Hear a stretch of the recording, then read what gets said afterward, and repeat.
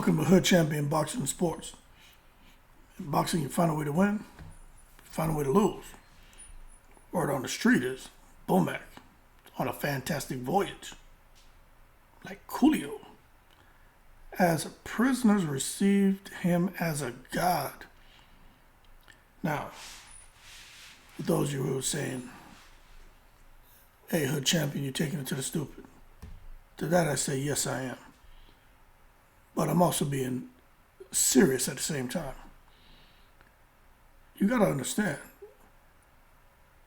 you look at the United States. Would you say the United States is a boxing crazy country? No. Now, what if we were talking about football, American football, or baseball, or the NBA?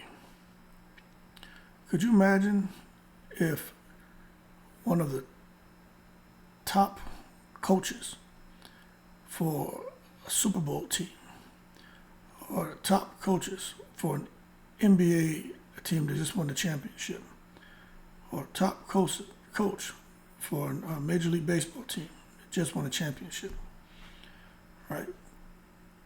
I would say, which one of those three sports you think have the largest, most ridiculous fan base in the United States? You may say it's not the coaches, it's the athletes. Okay. Well, how about this?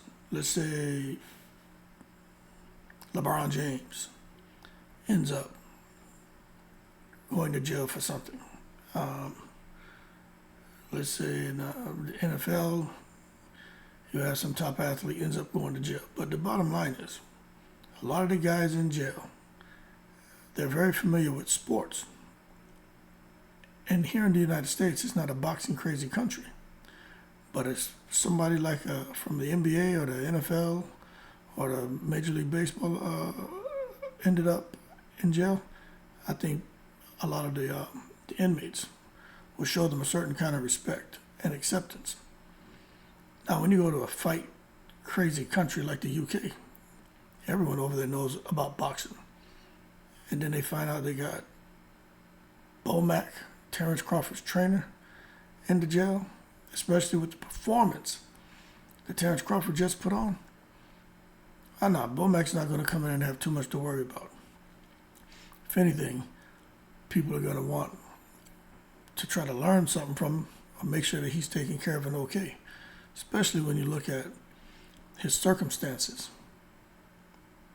It's not like Bomac ended up in jail because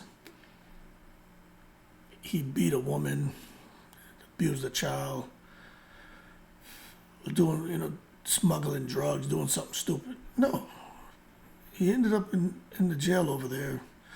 Not saying it's smart, but we don't know if that was his gun or not. But let's just say it was his gun. I mean, he didn't have any bad intentions, so you tend to think some people probably feel a little bad for him, because I haven't talked to one person who's from the UK who agrees with those gun laws. They understand them, but they don't agree. So you have Bomac over there in the jail. People know who Terence Crawford is. Those who don't know who he is find out that's this guy's trainer, this high-profile boxer, best pound-for-pound boxer in the world. Hey, what's he in jail for? Man, these stupid gun laws. Rumored is he had a weapon, tried to check it in his baggage, and they flagged it. Now he's here. The conversation would probably go more like, what? Are you serious? They're like, what else he do? Nothing, man. He just didn't really understand the laws, obviously, but they're not sure if it's his or not. We don't know. And now you probably got people that are shaking their head. So to me, jail's not probably the place many of us want to hang out. But don't think that he's in there necessarily with somebody trying to shank him. I can't see that. Also, I could see them keeping him separate from some of the prisoners if, in fact, he's in a dangerous population. But nonetheless, in my opinion, I truly believe what he's going through in that jail is probably more fantastic voyage than a run for your life type experience.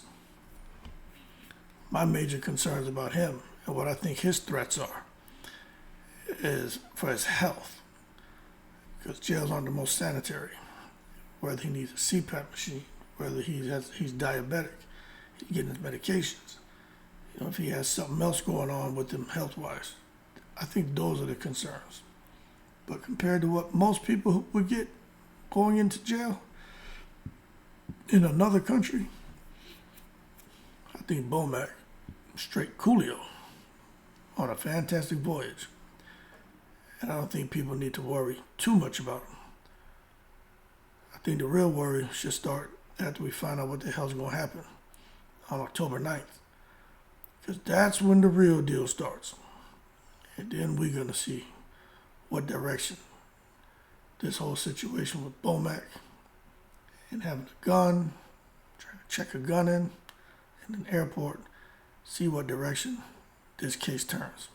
And I hope it's not a turn, it doesn't take a turn for the worse, but that's beyond anyone's control right now.